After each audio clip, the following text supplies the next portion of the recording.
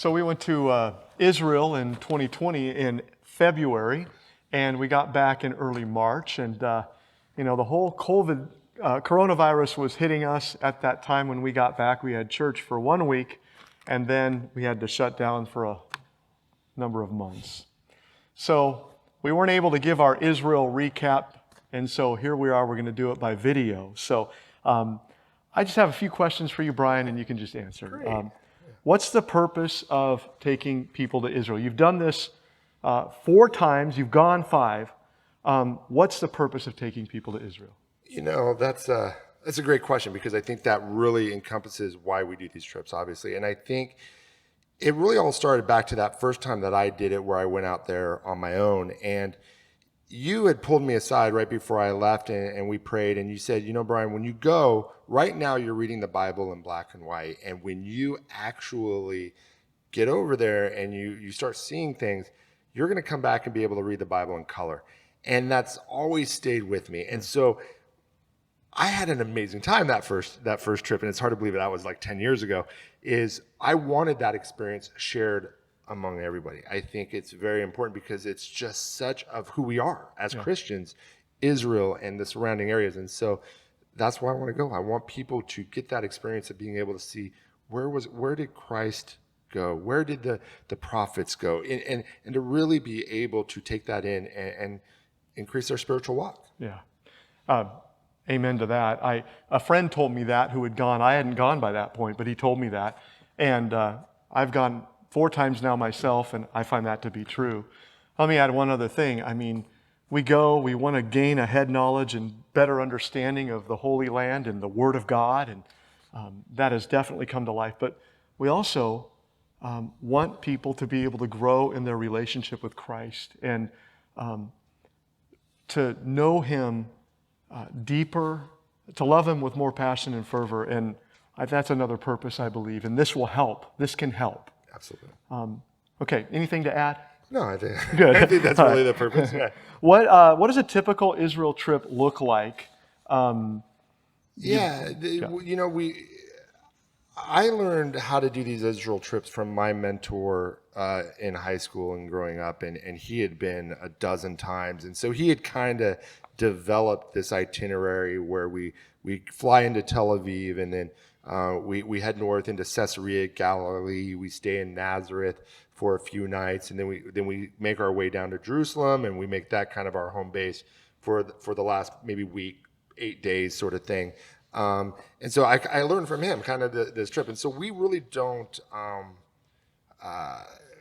deviate from that very much. We kind of do the same kind of trip, but we try to add little special things at certain locations that maybe we haven't done before. So, like, for example, this time when we went into Jerusalem, we got that wonderful opportunity there's a story, and I'm not going to bore everybody with it today, but where we went into this convent, and we got to go underneath the convent that was the original road that Jesus would have walked on during the crucifixion. And we stood on that road, and we were underneath the city of Jerusalem, probably 20 feet or so underneath ground. And we prayed, we sang, and we worshiped. So that was amazing. We never done that before, right? Yeah. And so it was one of those things where we try to add little things. We're still in Jerusalem. We're always going to be going to Jerusalem, but we try to add little things that may not be in every trip. So so this itinerary has kind of been solidified, but we try to add some special things. Absolutely. Let me do a couple highlights here. Okay, You can throw them in. So we go to Caesarea. We go to Mount Carmel. We go to Nazareth. We go to the Mount of Beatitudes, Caesarea Philippi, Cana, Capernaum. We take a boat ride on the Sea of Galilee. We go to Bet Shan, which is a massive ruins of a city in Jesus' day and before that. Jericho. Yep. We do baptisms in the Jordan River. We go to Wadi Kelt, where you can see the Judean desert. Bethlehem, Shepherd's Field, Mount of Olives, Gethsemane, Caiaphas' house, where Jesus was at the night he was betrayed. Last Supper room, the Garden Tomb, which is amazing, the Western Wall, the Temple Mount, the Via Dolorosa. We've gone to the Holocaust Museum, which has been very sombering and impactful. Very much. We go to the Dead Sea. We float in the Dead Sea. We go to Masada. We go to En-Gedi. We've done Hezekiah's Tunnel the last 2 years. And we do shopping as well in Jerusalem and a whole bunch of other things. That's just some of them. Yeah, that's just some of them. Amazing. And and I think every place impacts people differently. I think for me, as you know, I had a tragedy happen in my family about 15 years ago. And we were talking about that before I was going off to Israel. And I was on the Sea of Galilee and we were standing there, and at that time, it hit me. It hit me that I can leave all of this tragedy, all of this stuff that I'm dealing with to God, and God can just take that and He's on it. I could have probably had that same experience here in church one Sunday, but God chose that specific time on the Sea of Galilee to speak to me personally, and I've never forgotten that. And so when I think of all the places in the world that I'd like to be, there's this one spot on the Sea of Galilee when we're on the boat ride that you can look at these cliffs that are on the side of Galilee, and right on, I believe it's like the western shore of the Sea of Galilee. And I look at it and I go, Jesus saw these same cliffs. And when he was looking at these cliffs, he was thinking of me. He was thinking about his ministry. He was thinking about what he's going to be doing probably in a few months' time, maybe in a few years' time. So that is one of my favorite spots on the planet. And I know you and I have shared, and what has hit you the most? Because I think a lot, I don't want you to all just ask me the questions. I want to know about you. What is that spot for you when you go to Israel? I could name a bunch.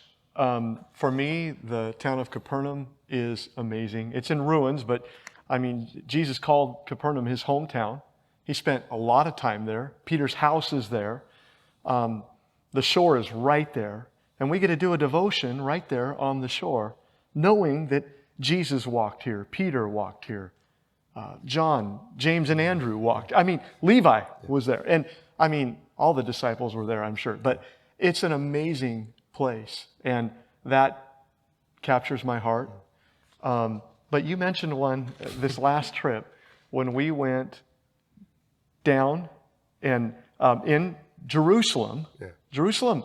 So Galilee's up to the north. It's green and beautiful, and it's slow paced. Like our home of Oregon. Yes, maybe that's why we like it so much. It's slow, and we're doing a lot, but it's peaceful. Jerusalem, in Judah, in the south, it is fast paced. You're in the city and stuff. But this last time we went down, we got to see the original road that Jesus walked on the Via Dolorosa.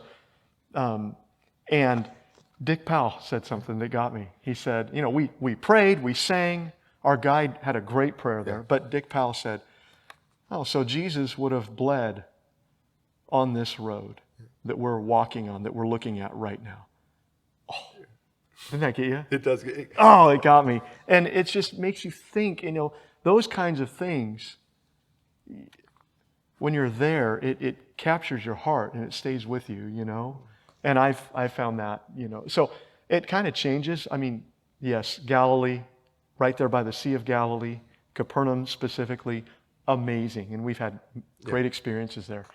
But then, you have an experience like that in Jerusalem and looking out on the Mount of Olives where Jesus was. That too, I mean, it all gets you. But. And at the end of the day, I mean, we go to a lot of places. And so I think to really say, okay, we got this one spot that is the spot. It is hard because just me hearing you, I was thinking, well, I got this one. I got this one. And so, yes, Galilee's my favorite, but there's so many to mention for sure. Yeah, absolutely.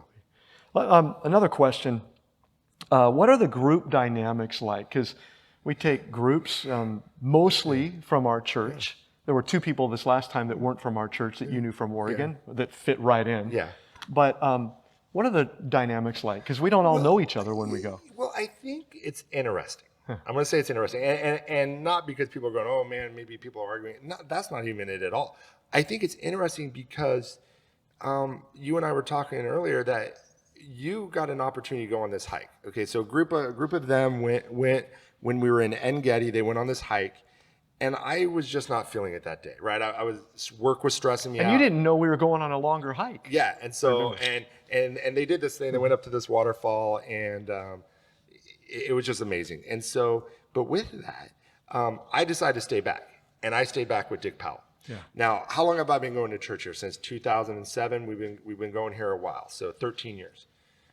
I never knew Dick Powell until that moment. And it was such a great thing of here I see Dick every single Sunday. Hey, Brian, how's it going? Hey, Dick, it's great to see you. How's your week? Good. You know, that the platitudes.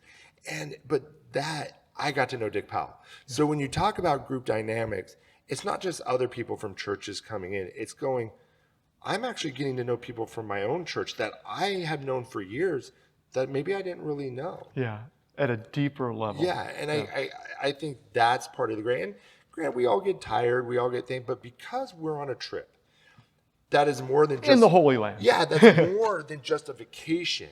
That's more than just a trip. I look at it that we go beyond ourselves to give people grace.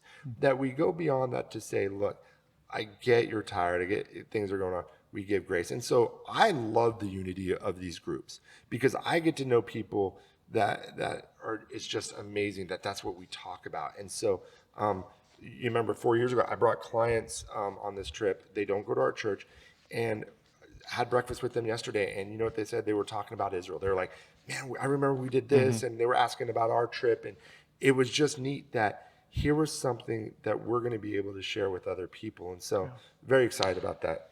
And those things stay with you, the people that you meet. And I for our group, there's just this unity that takes place. We're focused.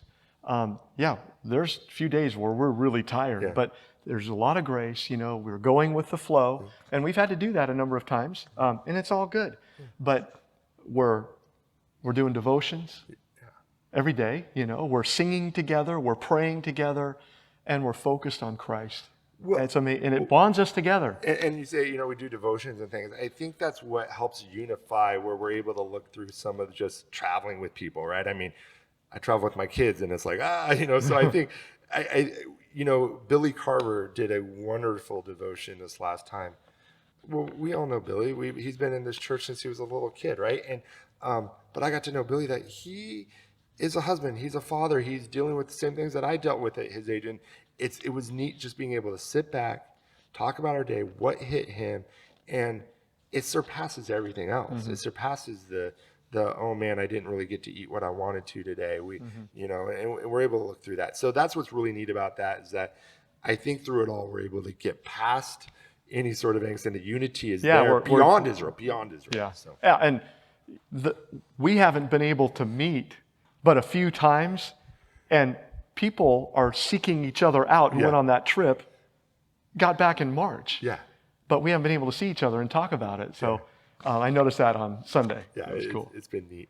Okay, another question. Yeah. Kind of nuts and bolts. Do we have a guide? What about a bus? How do we get around? So really the logistics side of it, right? And John, you've been so gracious being able to come, and the church helping you being able to come these last several years, and you know, God willing to be able to continue that. It's been great because you've been really being able to be the spiritual leader of the trip, and where I'm more of the logistical leader, for lack of a better term. You do the fun stuff. Sure, we'll call that fun stuff. That I would never want to do. No, but God's put the spiritual stuff on you, buddy, so it's good. But no, the logistical stuff. We're very fortunate. We have a guide over in Israel. His name is Saker. He is a wonderful, wonderful Christian man, and in fact, you let me know that he's starting a YouTube channel that. Hopefully we're going to be able to endorse. We can let our church know that. Let you guys know so you can watch it. And he's actually going to give tours, video-wise, of Israel to be able to help him and his family out. So, because right now there's no groups going. No groups are going. And this is a form of income for him. But we have him as our guide, and he is with us the entire trip, and we have our own private bus, and we stay together at hotels. We travel together. He takes care of us. And he does. Yes. And he does. And I met him when I went the very first time. He was our guide, and I just felt this ease with him, that here was this guy who doesn't know me, but I can tell it's not just because we're there. And he even said this last time. We got this wonderful opportunity to have dinner with him and his family. And I go, oh, this must be nice. You take the leaders. He goes, Brian, I don't take people to my house. He goes, I take friends to my house. And it hit us. And and Emily was playing with his girls, and the when feast she that went, we had, yeah. and just sitting back and talking about life and family, things that surpass all sort of culture, surpass all sort of Yeah. geography. It was great. So we have a very good guide who's part of our family, and so logistically, we've done it enough that we've got it down pretty well to a science. We do, and we're getting better too. That's what's weird. Yeah. I mean, we're getting better every time, and at least with the spiritual aspect, I think. Yeah. Well, you remember because we went.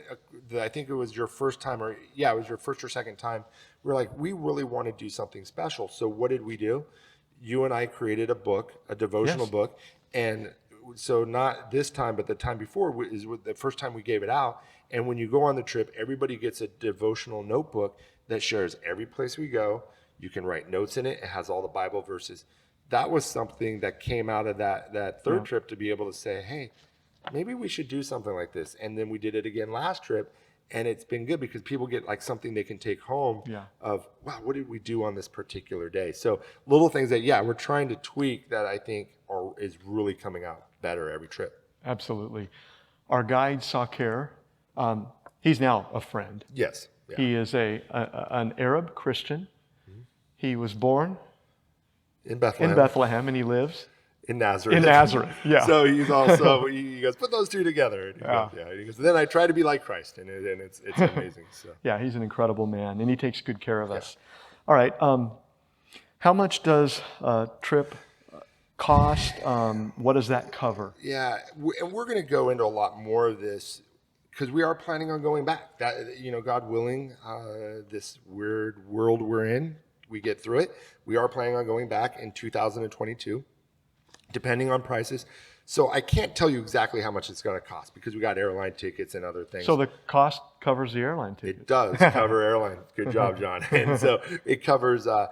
It's better to actually say what it doesn't cover. So the price is going to be anywhere from about $4,000 to $4,500. We're still trying to. I'm still trying to calculate with airline tickets and how many people go, but it's better to say what it doesn't cover. It really covers everything except for your lunches and your spending money. Everything else is covered. Your rooms, your breakfast, your dinners, all of your entry fees. It includes Sakir. It doesn't cover tips, but it covers Sakir. Bus driver. Everything. It covers all of that stuff. So really to be able to go, if people say, hey, in 2 years I want to go, and they just try to save a couple $100 a month, they'll have more than enough money to be able to go and enjoy the trip. And the trip usually is about 12 days that we go, and we see probably at least 70% of Israel. I mean, we don't see some of the real detailed stuff all the time, but we do see generality about 70% of Israel, which is pretty good on the trip.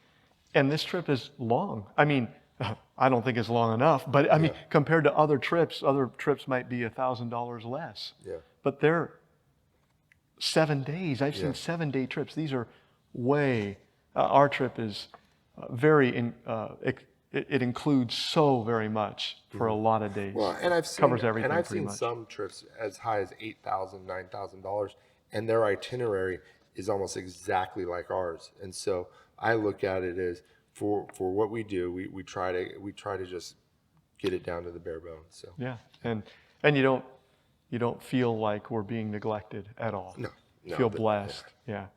You said when the next trip is. Yeah, again, we're hoping, I mean, you and I have talked about it, we're hoping for 2022. March, yeah.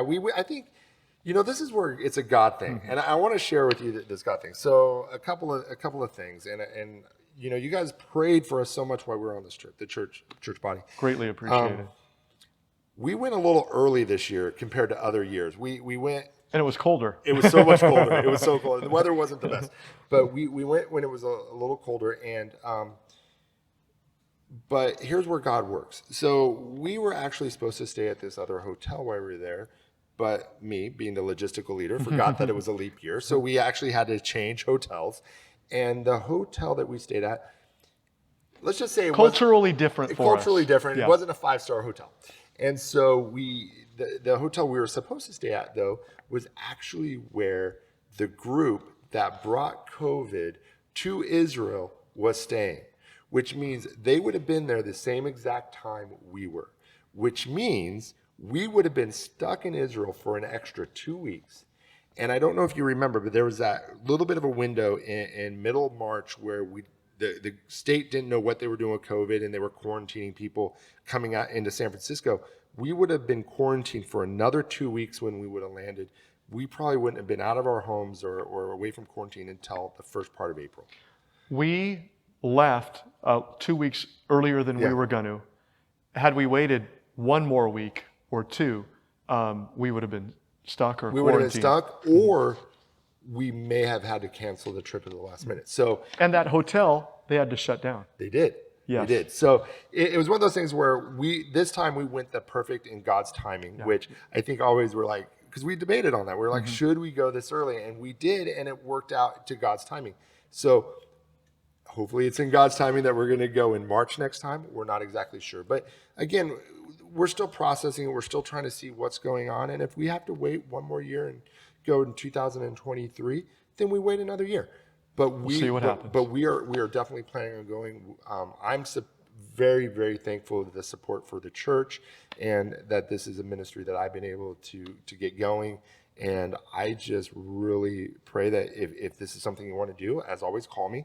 But it was a great trip. Yeah, it was, and it's always a great trip. Thank you so much for bringing this to Faith Community Church. It's a great blessing to me and to those who have gone. And I look forward to what comes next. Okay, anything to add? No. Okay. Thank you. All right, I just want to say one last thing, just how incredible these trips have been for me. I plan on going every time we go, Lord willing. It has a great impact on your walk with the Lord. If you can't go, you can't go, but if you can, you'll be blessed by it. So thanks, Brian. Thank you. All right, God bless.